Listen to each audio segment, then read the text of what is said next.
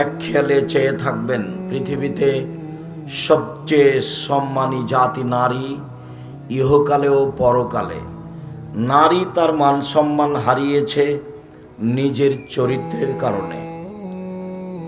অতীত জাহেলিয়াতের যুগে ওই সময়ে মানুষ নারীদের দাম দেয়নি। হিন্দুরা আজও নারীদের দাম দেয় না। হিন্দু মেয়েরা বাপের জমি জায়গা পায় না।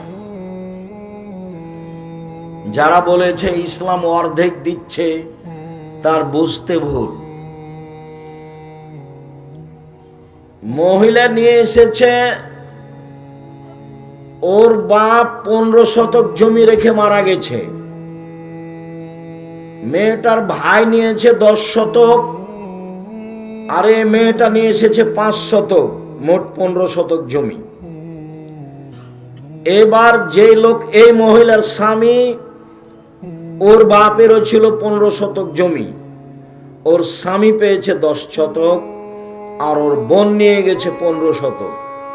তো এ নিয়ে এসেছে 5 শতক, আর এর স্বামী পেল 10 শতক, এই যে 15 শতক। অবিচার তো বুঝতে পারেনি, সেই জন্য বলেছে। আপত্তি হলে তো হিন্দুদের উপরে হতো। ও তো জমি দেবে না, বাপ মেয়েকে জমি দিবে না, তাই বিবাহের দিন সবকিছু দিয়ে দিয়েছে। আর বিবাহ যখন পড়ানো হয়েছে, তখন এই শর্তে, আমি স্বামীকে উপার্জন করে খাওয়াবো। কেন এই নির্যাতন? কি তার প্রতিকার আছে কিনা একটু দেখেন। কেন এই নির্যাতন? কি তার প্রতিকার? নারীরা বলছে আমরা কেন নির্যাতিত, তার প্রতিকার কি হতে পারে? তো নারীরা যদি বেগম রোকেয়ার পথে যায় তো নির্যাতিত হবেই। বেগম রোকেয়ার একটা নগদ ঘটনা শোনায়, কেন যে ওই বইটা পড়েন না? কেন হবো অবরোধবাসিনী? বেগম রোকেয়া বলছে মহিলারা হলো অবরোধবাসিনী। রংপুর গাইবান্ধার আর একজন মহিলা বলছে অবরোধবাসিনী কেন হব? তো এখন রোকেয়া বলছে অবরোধবাসিনী। কথার কথা, নওগাঁ ট্রেন স্টেশনে 8-10 জন মহিলা হজ করতে যাবে, তো ওদের সাথে মাহারাম আছে একজন। তো ওরা খুব পর্দা করে, তো তখন একটা বড় চাদর দিয়ে মহিলাদেরকে ঢেকে ওই মালিক চলে গেছে। এখন স্টেশন মাস্টার এসে পা দিয়ে লাথি মারছে, বলছিল কিসের বস্তা এগুলো, কিসের বস্তা? পর্দার নিন্দা দেখাচ্ছে বেগম রোকেয়া। পর্দার নিন্দা। এই পর্দা কেন? স্টেশন মাস্টার বুঝে না যে এগুলো মহিলা, মনে করছে কি ব্যাপার, কিসের বস্তা ঢাকা আছে, তো পা দিয়ে লাথি মেরে মেরে বলছে এগুলো দেখি কি। মানে এরকম পর্দা চাইনিও।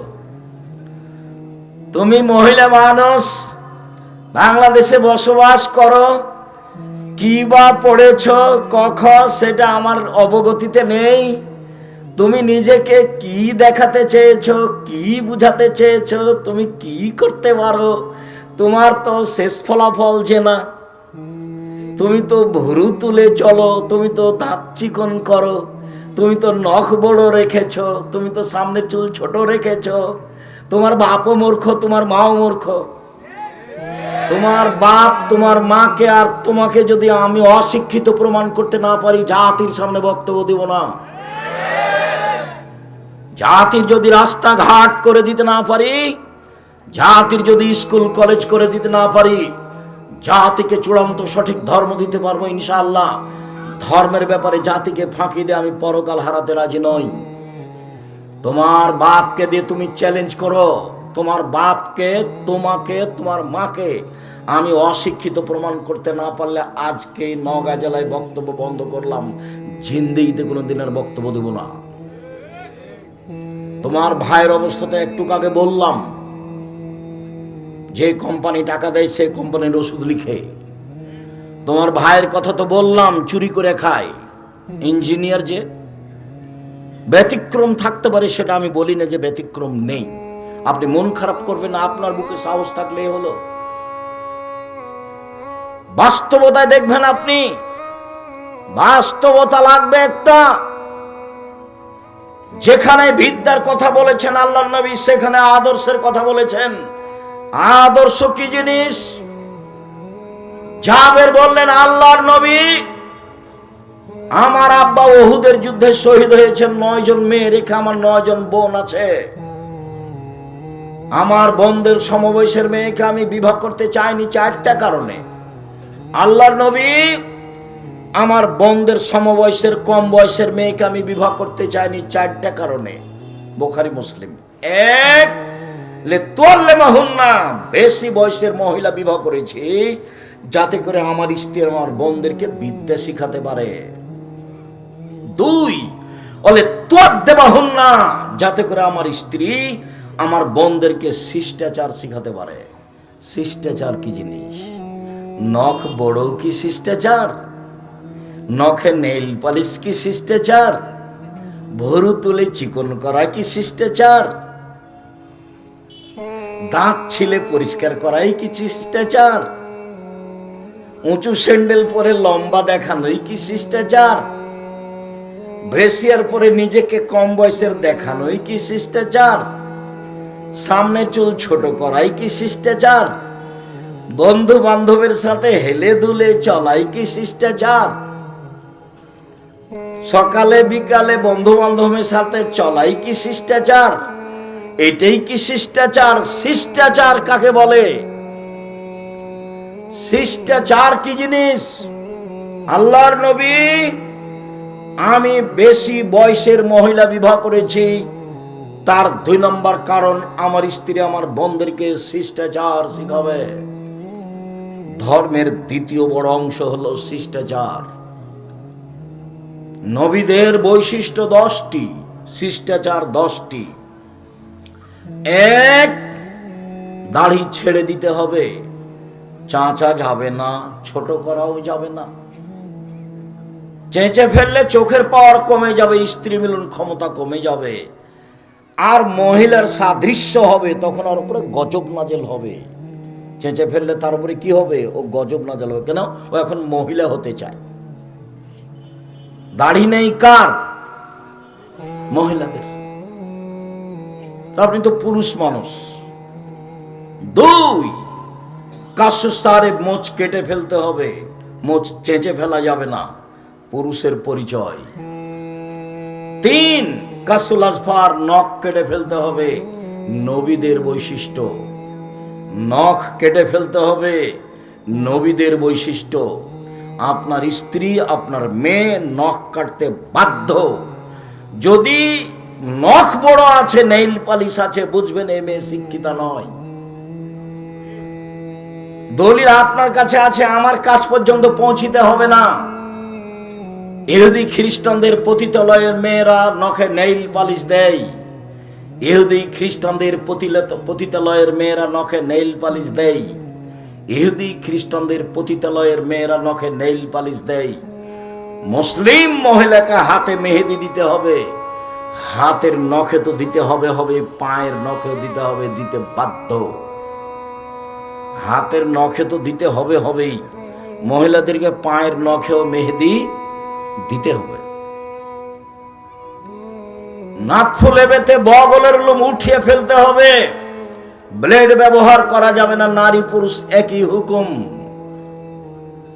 হালাকুল আনাতে নিচের লোম পরিষ্কার করতে হবে, ঊর্ধ্বে টান 40 দিন, পুরুষ নারী একই হুকুম। পেশাব পায়খানার পরে পানি দিয়ে পবিত্রতা অর্জন করতে হবে, নবীদের বৈশিষ্ট্য।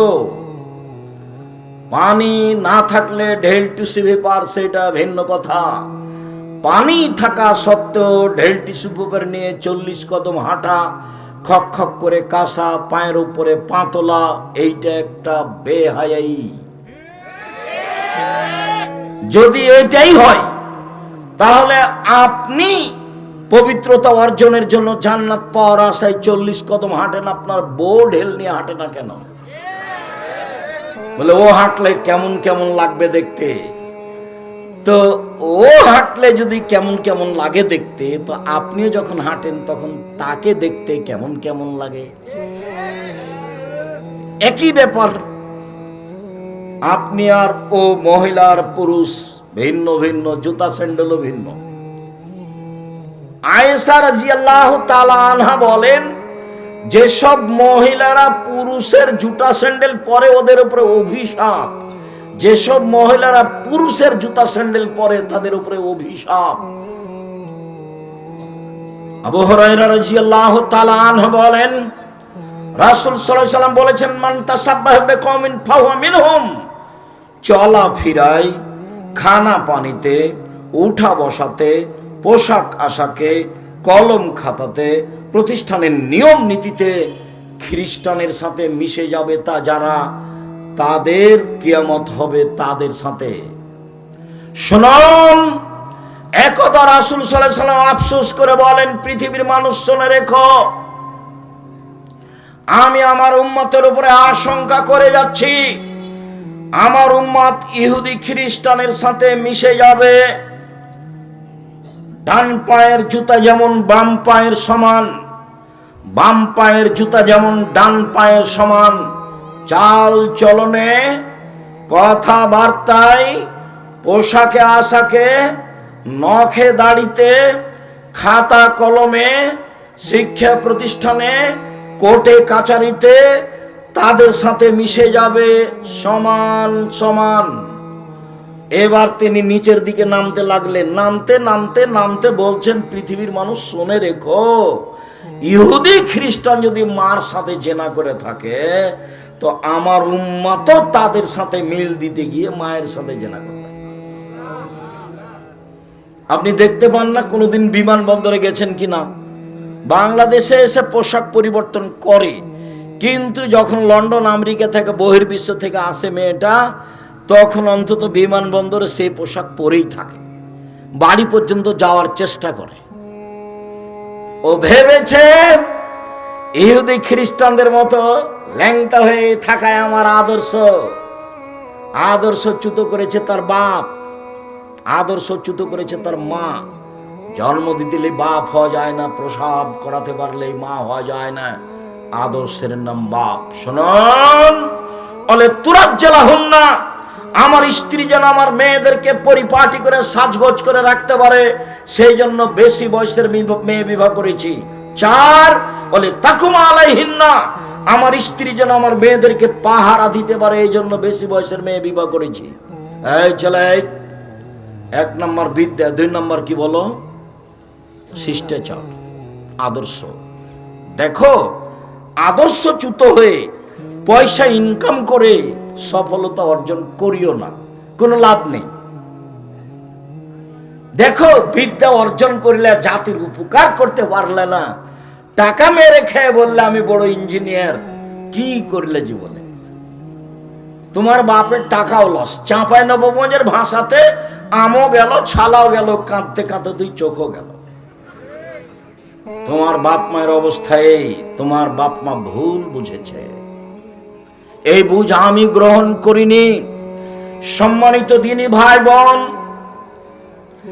এবার আপনাকে ধারাবাহিকতায় দেখাই পৃথিবীর শ্রেষ্ঠ মহিলা, সবচেয়ে দামি মহিলা খাদিজা রাদিয়াল্লাহু তাআলা আনহা।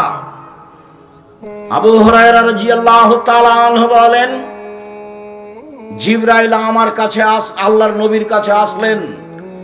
আল্লাহর নবীর কাছে এসে জিবরাইল বলছেন, আল্লাহর নবী, এই যে খাদিজা আসছে, তার হাতে একটা বাটি আছে, ফিহে তামুনে দাম, তাতে আছে খাদ্য, তাতে আছে তরকারি।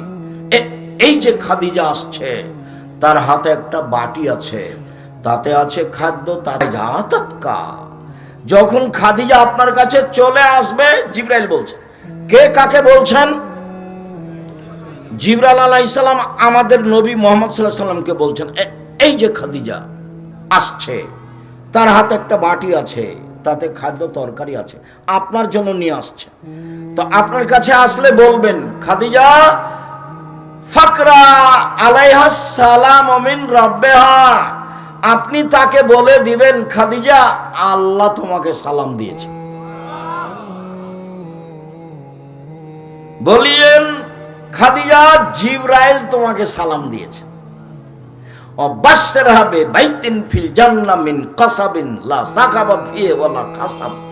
আর এমন একটা জান্নাতে ঘরের কথা বলে দিবেন, যেই ঘরটা তার জন্য আল্লাহ হীরা মুক্তা মাণিক্য দ্বারা তৈরি করেছেন, যাতে কোনো হইচই নেই, যাতে কোনো কষ্ট ক্লেশ নেই, যাতে কোনো হইচই নেই, যাতে কোনো ক্লান্তি নেই। এক, আল্লাহ সালাম দিয়েছে। পৃথিবীর কোনো মহিলা আল্লাহর পক্ষ থেকে সালাম পায়নি। দুই, জিবরাইল সালাম দিয়েছে। তিন, জান্নাতে একটা ঘর তৈরি করা হয়েছে। আসিয়া দামি মহিলা, ফেরাউনের স্ত্রী, উনি বলছেন যে জান্নাতে ঘর বানান। আর জিবরাইল এসে আমাদের নবীকে বলছেন যে আল্লাহ জান্নাতে ঘর তৈরি করেছেন। এবার তফাৎ বুঝেন। এই ছেলে, ওই যে কম বুদ্ধির ছেলে পাশ থেকে উঠছোট, আপনি খেয়াল করেন না কেন? আজকের দিনই বৈঠকে সংক্ষিপ্ত সময়ে বক্তব্যের বিষয় নারীদের মর্যাদা, মহিলাদের মর্যাদা নিয়ে গুরুত্বপূর্ণ সংক্ষিপ্ত তথ্যবহুল বিবরণীর চেষ্টা করব ইনশাআল্লাহুল আজিজ। আপনারা যে যেখানে আছেন আপনাদের চলাচল বন্ধ করে, কথাবার্তা বন্ধ করে, জরুরি প্রয়োজনীয় কাজ ত্যাগ করে গুরুত্বপূর্ণ আলোচনা শোনার জন্য চেষ্টা করুন। আমাদের পক্ষ থেকে আন্তরিকভাবে অনুরোধ রইল, বক্তব্য চলাকালীন দয়া করে কোনো প্রয়োজন দেখাবেন না। আমরা আপনাদের জন্য এসেছি, আর আমাদের আসার পিছনে অনেক ত্যাগ তিতিক্ষা আছে। আর আমরা খুব ভালোভাবে জানি, আলহামদুলিল্লাহ, আমি আব্দুর রাজ্জাক বিন ইউসুফ নিজের স্বার্থে কোনোদিন পা রাখিনি, আজকেও না। জাতির জন্য চেষ্টা চালিয়ে যাচ্ছি কিভাবে জাতিকে পরকালমুখী করা যায়।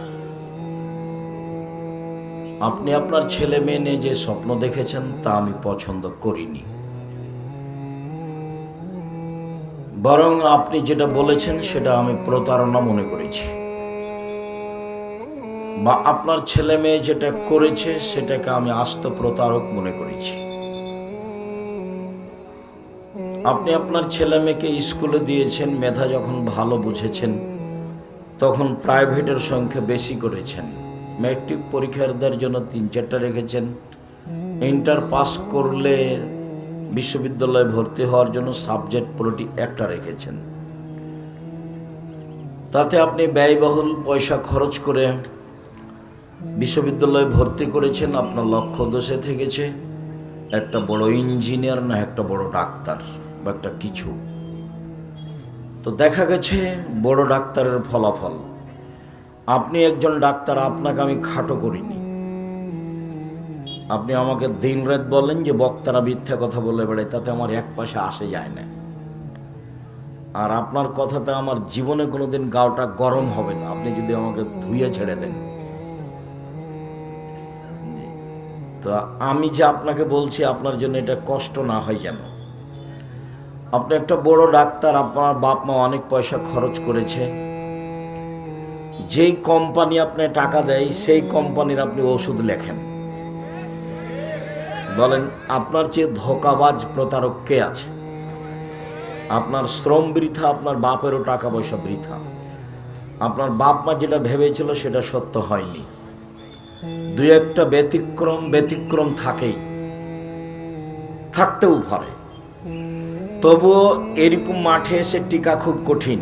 ওরা আমি দেখি, আমি বুঝতে পারি। তো মানুষ যখন 10,000 টাকা আমাকে হাতে দিয়ে বলে যে এটা পাথেও থাকছে, নেন, জোর করে, তখন আমার মনটা বলে যে টাকাটা তো কাজ দিবে ভালো।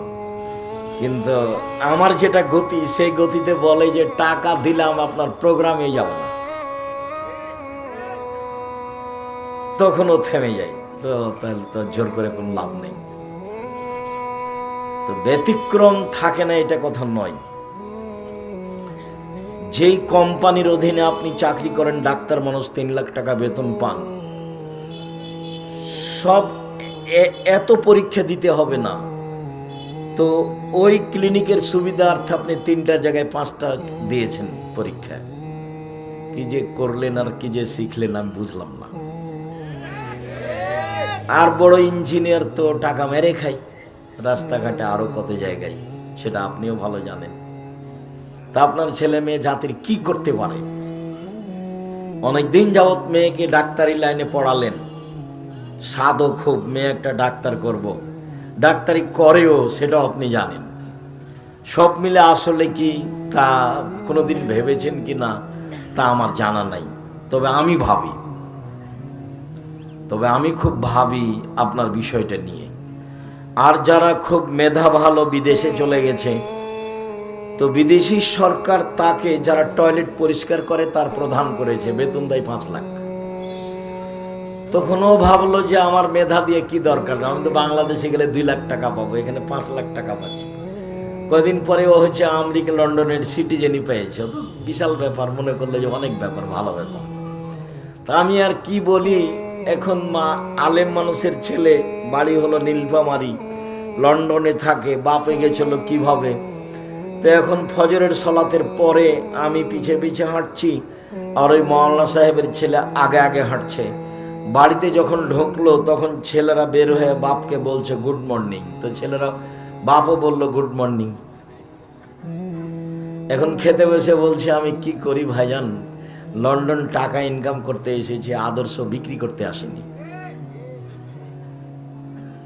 আমার ছেলে বলবে এই কথা, বা আমি বলবো, এটা হতে পারে না।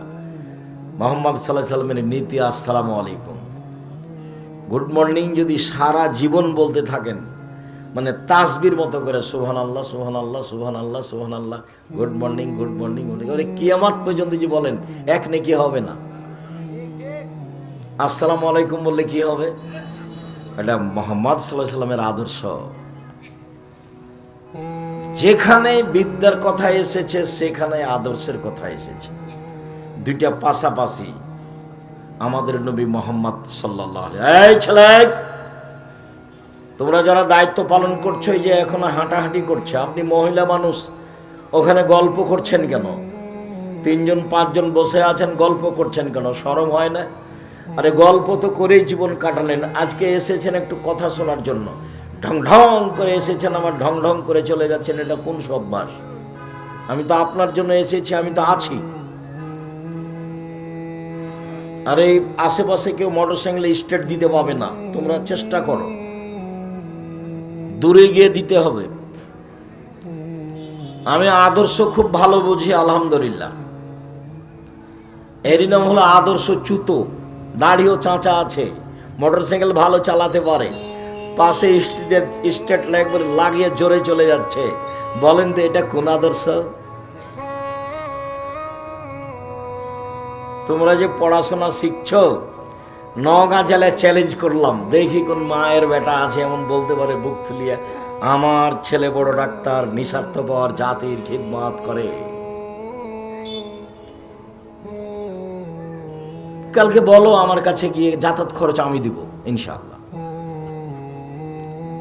আমি মানুষের কাছে পয়সা নিই না, এর অর্থ এ নয় যে আমি গরিব মানুষ, এ কথা নাই, বা আমি ধনী, এ কথা নাই। আমার আব্বার কৃষক মানুষ ছিলেন, আমাদের কিছু জমি জায়গা আছে, এটুকু সামনে রেখে বলছে আল্লাহ আমাদেরকে ভালো রেখেছেন, ভালো রাখবেন ইনশাআল্লাহ। আপনাদের জামিয়া সালাফে এক সন্ধ্যা খেলে আমি তার টাকা দিয়ে দিই। জামিয়া সালাফের কাছে আমি ঋণী নই। আমার বড় স্বাদ, এ দেশের মাটিতে আমি উন্নত মানের প্রতিষ্ঠান গড়বই ইনশাআল্লাহ, যেখানে ছেলে মেয়ে বাংলা, ইংরেজি, আরবি উন্নত মানের শিক্ষা অর্জন করে জাতির অন্যায়ের বিরুদ্ধে লড়বে, মুখে কলমে মিটিয়ে। দেখেন বাস্তবে আছি, থাকবো ইনশাআল্লাহ। মুখে আছি যে বলছি, কলমে আছি, সাথে আছে, মিডিয়া আছে, জামিয়া সালাফে অনলাইন, আল ইতিসাম টিভি আছে, জামিয়া সালাফে প্রেস আছে, জামিয়া সালাফের অধীনে বড় শাখা আছে আদ-দাওয়া ইলাল্লাহ, একবারে টেকনাফ থেকে তেতুলিয়া পর্যন্ত। তারা সারা দেশে মক্তব গড়বেই ইনশাআল্লাহ। যেখানে ছেলেরা কোরআন মাজিদ পড়তে শিখবে, আদিসা আকীদা ও আদর্শ শিখবে, আরো যত ব্যবস্থাপনা। বাংলাদেশের সর্ববৃহৎ প্রতিষ্ঠান জামিয়া সালাফিয়া, সর্বোচ্চ প্রতিষ্ঠান শিক্ষা মানে জামিয়া সালাফিয়া। আয়াতনে যেটা আপনার বাড়ির পাশে, যেটাতে আপনি সামনে বৃহস্পতিবার শুক্রবারে যাবেন, তার আয়তন প্রায় 50 বিঘা। তাতে একটা মসজিদ আছে, 3000 মানুষ একতলায় সালাত আদায় করতে পারে, 90% জমির উপরে। যেটা রূপগঞ্জে আছে জামিয়া সালাফিয়া ঢাকায়, সেটা 100 বিঘা জমির উপরে। যেটা তানোরে মেয়েদের শাখা করতে যাচ্ছে প্রায় 60 থেকে 70 বিঘা জমির উপরে। যেটা দিনাজপুরে আছে প্রায় 20 বিঘা জমির উপরে। এরকমই জমি আছে ময়মনসিংহে, এরকমই প্রায় আছে কুষ্টিয়ায়, এরকম আছে ঝিনাইদহ, এরকম আছে ফেনীতে, প্রায় এরকম আছে চট্টগ্রামে, বরিশালে আছে, তবে অনুকূলে নয়, শহরে চলে প্রতিষ্ঠান। প্রায় 5000-এর বেশি ছেলে মেয়ে পড়াশোনা করে।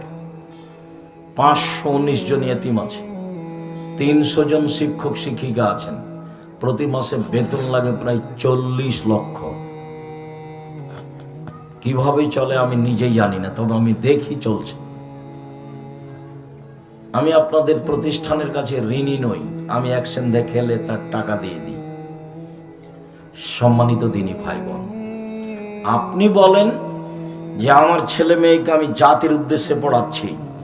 আপনার ছেলে মেয়ে তো ঘুম থেকে উঠে গিয়ে স্কুলে বলে ও কালিমা তোমার বাতাস। আমি বলি না, আমার ছেলে মেয়েও বলে না, বলবে না, আশা করছি। দেখি কতদিন আল্লাহ সাথ দেন। আল্লাহর ইচ্ছে যেটা সেটা হবে। আপনারটা বলে, কেন বলে তা আমি বলতে পারবো না। আপনি কেন বলান? কে নওগাঁ জেলাতে শিক্ষিত মানুষ সেটা আমার জানা নাই। ঠাকুর তো জাতির শত্রু, ঠাকুর তো বাঙালিদের শত্রু, ঠাকুর তো বাংলা ভাষার শত্রু, ঠাকুর তো ঢাকা বিশ্ববিদ্যালয়ের শত্রু, ঠাকুর তো মুসলমানের শত্রু। মুসলমান যেদিন ইংরেজদের হাতে অপমানিত জেল হাজতে, সেই দিন ঠাকুর লন্ডনে খুশিতে মুচ পাকায়। সেই ঠাকুরের গান আমার ছেলে মেয়ে বলে ছি থু। অযথা বেঁচে থেকে কি হবে? তাহলে এইসব বাদ দেন। সহজ পথ আমি একটা বলেছি, 5 ওয়াক্ত সালাত, হালাল রুজি, কোরআন তেলাওয়াত, আড্ডা পিটা হারাম। আড্ডা পিটা 2 ধরনের। এক, দোকানে বসে গল্প করা, ল্যাংটা মেয়ে দেখা, বদনাম করা, গীবত করা। আড্ডা পিটা 2, কেউ নাই, বড় মোবাইলে ল্যাংটা মেয়ে নাচছে, ঘন্টার ঘন্টা বসে আছেন। ওখানে আপনার মেয়ে এ ঘরে দেখে, এ ঘরে আপনার ছেলে দেখে, ও ঘরে আপনি দেখেন, এ ঘরে আপনার স্ত্রী দেখে, পুরো বাড়িটাতে সব ঘরে জেনাই সয়লাব। জবাব আপনি কিভাবে দিবেন? প্রস্তুত থাকেন, জবাব তো দিতেই হবে। রাসূল সাল্লাল্লাহু আলাইহি ওয়াসাল্লাম বলেছেন, পৃথিবীর মানুষ মনে রেখো, আমার জীবনে বড় ভয়, আমার উম্মত গোপন পাপে লিপ্ত হবে, এটা আমার ভয়। পৃথিবীর মানুষ সতর্ক, সাবধান থাকো, আমার উম্মত 3টা পাপে লিপ্ত হবে, এটা আমার আশঙ্কা। 1, আইম্মাতাম মুজিল্লিন, ভ্রান্ত হুজুর, হুজুর হবে ভ্রান্ত, এটা আমার আফসোস। হুজুর হবে ভ্রান্ত, এটা আমার দুঃখ।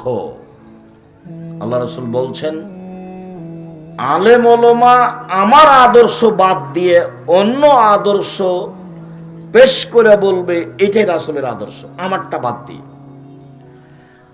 আমার সুন্নাত বাদ দিয়ে অন্য সুন্নাত সামনে, মানুষের সামনে পেশ করে বলবে এটাই রাসূলের সুন্নাত। ওদের দেখতে লাগবে মানুষ, ওদের অন্তর হলো শয়তানের অন্তর।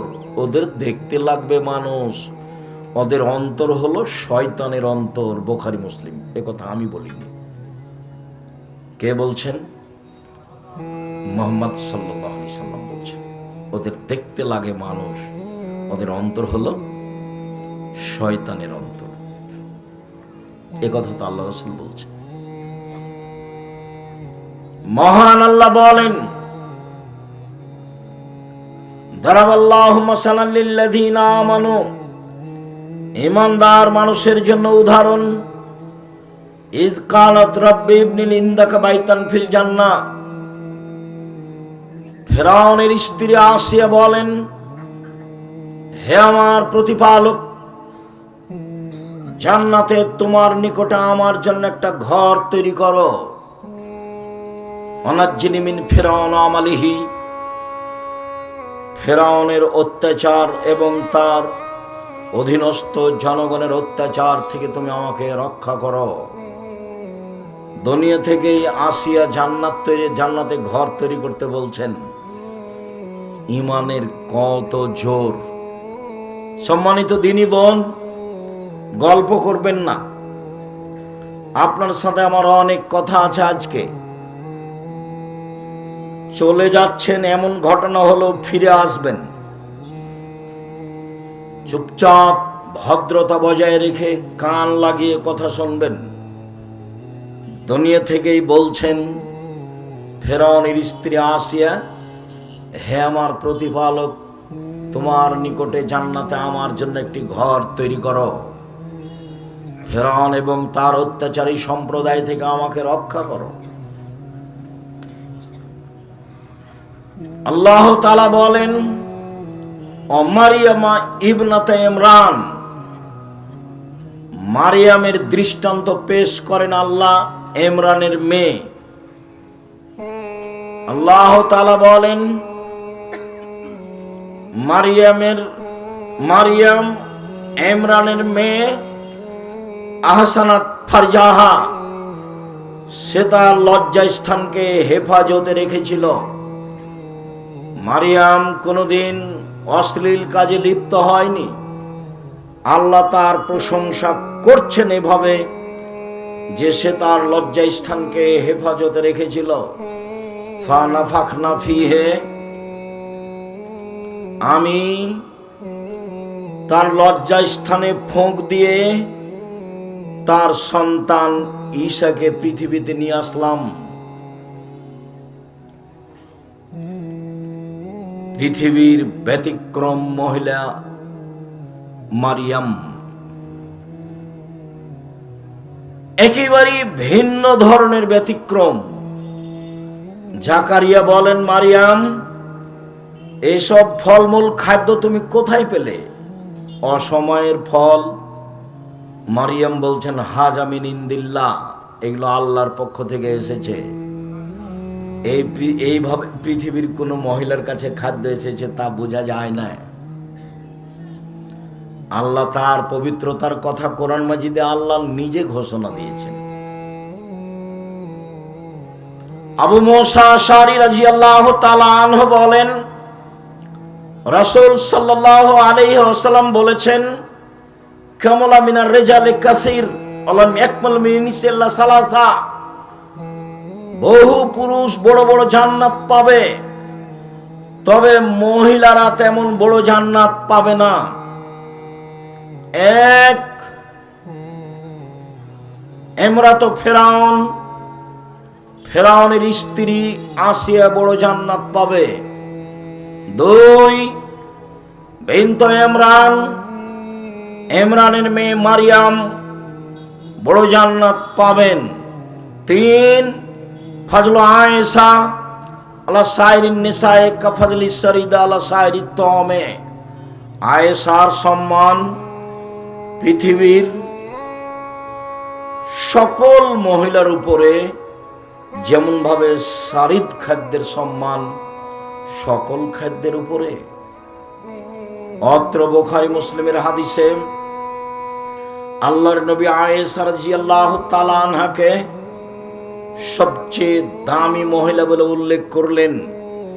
কিছুক্ষণ পরে এর চেয়েও দামি মহিলা দেখা যাবে সময়ের গতিতে ইনশাআল্লাহ। আনাস রাদিয়াল্লাহু তাআলা আনহু বলেন, রাসূল সাল্লাল্লাহু আলাইহি ওয়াসাল্লাম বলেছেন, হাসবুকা নিসাউল আলামিনা, পৃথিবীর বড় মহিলা হিসাবে পৃথিবীবাসীর জন্য যথেষ্ট চারজন। পৃথিবীর বড় মহিলা হিসাবে পৃথিবীবাসীর জন্য যথেষ্ট 4 জন। এক, মারিয়াম বিনতে ইমরান, ইমরানের মেয়ে মারিয়াম। 2, খাদিজা বিনতে খুয়াইলিদিন, খাদিজা খুয়াইলিদের মেয়ে। 3, ফাতেমা বিনতে মুহাম্মাদিন, মুহাম্মাদের মেয়ে ফাতেমা। 4, আসিয়া ইমরাত ফেরাউন, ফেরাউনের স্ত্রী আসিয়া। যখন আল্লাহ রাসূল পৃথিবীর শ্রেষ্ঠ নারীকে পেশ করলেন, তখন এই 4 জনকে উল্লেখ করলেন। এই 4 জন সহ আরো 2 জনের কথা আমরা সাময়িকভাবে বলে আরো কিছু প্রয়োজনীয় নারীদের ব্যাপারে কথা বলতে যাচ্ছি।